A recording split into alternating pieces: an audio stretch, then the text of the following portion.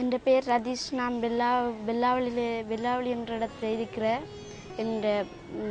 நான் இந்த வெள்ளாவளி கலைமான் மகாவித்தியாலயத்தில் படிச்சுட்டு எங்களோட அப்பா எங்களை படிப்பிச்சவர்.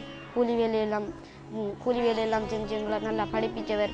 அப்படி இருக்கக்குள்ள இந்த சண்டை எங்களோட அப்பா இறந்து பெரிய சண்டையாக போய்த்து நாங்கள் மயிலம் காட்டுக்குள்ளால காட்டுக்குள்ளே இருந்து மயிலம்பாவளி என்ற இடத்துக்கு போய் அங்கே எங்களுக்கு இந்த ஒரு முகாம் அமைச்சு தந்து எங்களை அந்த முகாமில் இருக்க வச்சாங்க.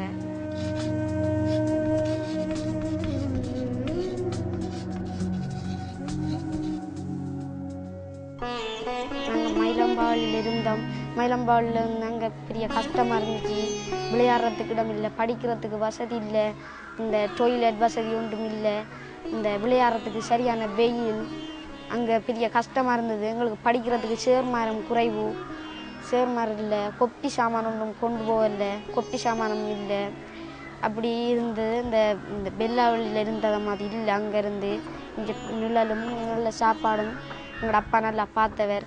எங்களோட அப்பா இல்லை, பெரிய கஷ்டமாக இருந்துச்சு.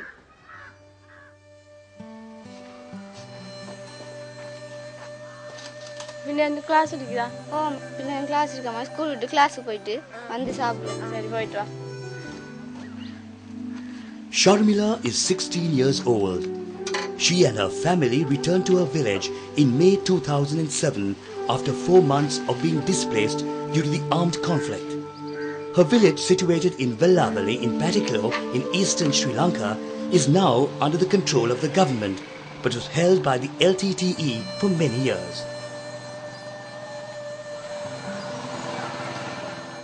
நாங்கள் முந்தி ஸ்கூலுக்கு போன படித்த காலத்தில் ஆள் சேர்க்கிற பிள்ளைகள் பிடிக்கிற அப்படி அந்த கடத்தல் சம்பவங்கள் இருந்துச்சு. அதால் பயந்து கொண்டு ஸ்கூலுக்கு போகாமலாம் நின்றுருக்கோம். பயந்து ஸ்கூலுக்கு போய்க்குள்ளேயும் அந்த பிடிச்சி பிள்ளைகளை கொண்டு இந்த பயிற்சிகள் கொடுத்து அப்படி படிப்பை இல்லாமல் செய்வாங்களான்ற பயம். Sharmila studies at the Kalaimagal Vidyalaya in Vellavali. But like for many children who were displaced, it was difficult to resume her education after resettling. நாங்கள் இங்கே குடியேறி வந்தாப்புல எங்களுக்கு மேல் கல்வியை தொடர்றதுக்காக சேர்த்து சொல்கிறவங்க கிளாஸ் வச்சவங்க.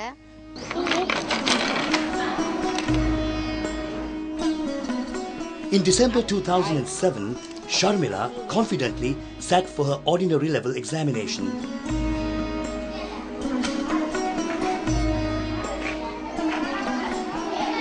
Shanti, who is 12 years old, is happy to be back in her village where she belongs and reunited with all her friends in school. Her favorite subject is mathematics, but catching up was a problem, for which she sought the help of Sharmila to spend extra time to teach her.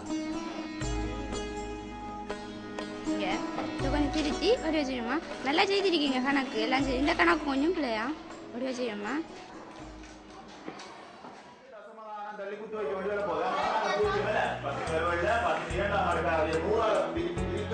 Sharmila soon realized that many children in her school needed some coaching in their lessons to get up to speed. Children and their parents expressed the need for tuition. Yet, travelling to the nearest town, which is 7 kilometers away for tuition, would cost each child a significant amount of money, which the parents found difficult to afford as they were rebuilding their lives after resettlement.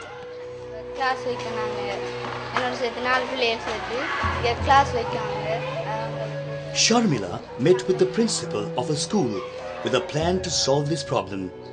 Having lived amidst the conflict all her life and lost her father as a result of the war, it was a difficult life for her. So Sharmila's goal was very clear.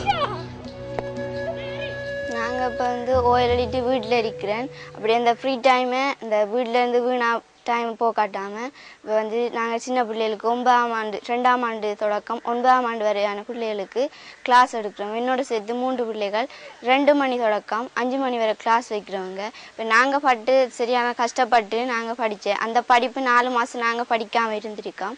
அதே போல் அந்த பிள்ளைகள் படிக்காமல் இருந்திருக்கும். ஆனால் அந்த பிள்ளைகளுக்கு அந்த படிப்பை மீட்டு கொடுக்கறதுக்காகவும் அவங்க அந்த யுத்தத்தினால பாதிப்பாக ஏற்பட்டதால் அந்த படிக்கலாம் இருந்த விடயங்களையும் எங்களால் சொல்ல கொடுக்கக்கூடியதாக இருக்குது. இப்போ அவங்களுக்கு அந்த நாங்கள் பட்ட கஷ்டங்களோ இதுகளோ துன்பங்களோ அவங்க படக்கூடான்ற இதற்காக அந்த நோக்கத்துக்காக நாங்கள் அவங்களுக்கு இப்போ சின்ன பிள்ளைகளுக்கு கிளாஸ் கொடுத்து கொண்டிருக்கோம். Every day during the week, the classes are held in a half-built house in their village. They started with a few children, but soon the numbers grew, and so did the hopes of many children. Little Sharmila is now happy as she gets the support she needs. Radish, who is 14 years old, is among the 80 children who attend Sharmila's afternoon class. Radish's father died last year as a result of the conflict. He was caught in a crossfire. Sharmila pays close attention to his work as she knows how difficult it is for Radish to cope up with the loss and yet focus on his studies.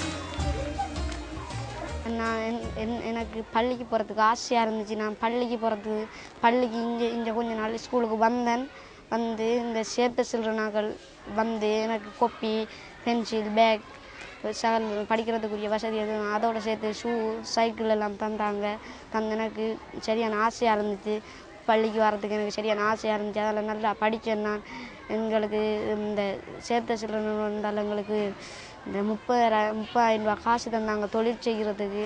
அம்மா அதை வச்சு கொண்டு ஒரு கடை உண்டாமச்சு ஒரு சின்ன கடை உண்டாமச்சு அதால் எங்களுக்கு வருமானம் வருது. நாங்கள் அங்கேருந்து இங்கே வந்து எனக்கு கிளாஸ் வசதி எல்லாம் இல்லை. இங்கேருந்து இங்கே போய் எனக்கு ஷர்மிளா அக்கா எனக்கு இந்த கணித பாடம் படிப்பிச்சு எனக்கு அங்கே படிக்காத விஷயங்களெல்லாம் சொல்லி தந்தவ. இந்த கிராமம் வந்து மின்சார வசதி, இந்த போக்குவரத்து வசதி, சுகாதார வசதி, வைத்தியசாலை அப்படி வசதிகள் இல்லாமல் இருக்கிற இந்த கிராமம் வந்து இனிவரும் காலத்தில் பிள்ளைகள் எல்லாம் படித்து முன்னேறி அந்த கல்வியில் ஓங்கி அந்த வசதிகள் எல்லாம் இந்த இல்லாமல் இருக்கிற வசதி அந்த இதெல்லாம் நீங்கி இனிவரும் காலத்தில் அந்த வசதிகள் இருக்கணும். நீங்கள் இந்த யுத்தம்ன்றது ஒரு பேச்சுக்கு இடம் இல்லாத அளவுக்கு இந்த முன்னேறி நாடோ ஊரோ கிராமம் முன்னேறி நகரம் முன்னேறி நாடு முன்னேறி இப்படி முன்னேற்றம் காணப்பட வேண்டும் என்று ஆசைப்படுறேன்.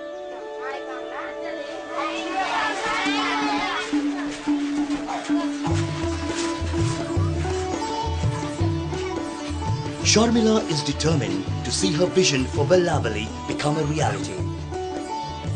With the hope and opportunity she receives from Save the Children, she gives it to the children in her village. Her hope is that many will follow in her footsteps towards a better future.